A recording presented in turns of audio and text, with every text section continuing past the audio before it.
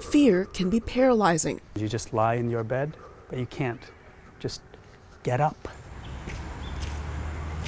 Fear also pushed Qasim Kashgar to do something he never thought possible. I didn't want to leave my home country. With Beijing persecuting Uyghurs in Xinjiang and police repeatedly calling him in for questioning, Kashgar fled China in 2017. He ended up in the U.S., eventually landing a job as a journalist at Voice of America. But the Uyghur reporter still feared what the Chinese government would do to his family back home if he wrote under his own name.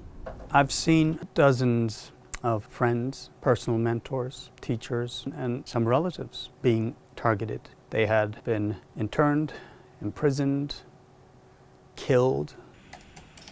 Uyghur experts, including Sean Roberts, author of the 2020 book The War on the Uyghurs, say of the estimated 11 million Uyghurs living mostly in Xinjiang, more than 1 million have been detained in mass camps. These arrests have been ethnically profiled, mean that all Uyghurs are under constant fear of the potential that they might be detained, arrested. The U.S. and several other countries have accused Beijing of genocide. The Chinese embassy in the U.S. declined an interview but directed VOA to comments, stating that the camps were vocational centers and that China's policies were justified in the wake of terror attacks.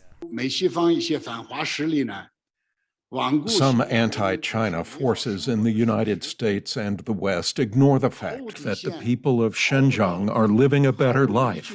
They stigmatize and demonize Xinjiang with no bottom line, reason, or grounds, and even fabricate the lie of the century of genocide. You have 2 minutes for your prepared speech. While living in China, Kashgar won several English-speaking competitions. This one airing on Chinese state TV. From then on, I worked hard to become... But the publicity caught the attention of authorities. He says police even tried to recruit him to work overseas to spy on Uyghur rights organizations. I was disgusted. I felt dishonored. Instead, Kashgar started a language school. But as China's repression increased, authorities began interrogating him, and people he knew started disappearing. Fearing he too could be disappeared, Kashgar fled with his wife and young daughter.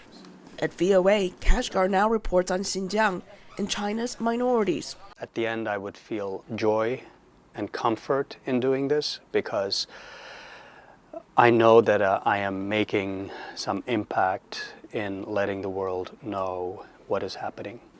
Knowing that silence is no guarantee of safety, Kashgar says he is ready to share his stories and those of others by writing under his real name. Elizabeth Lee, VOA News, Washington.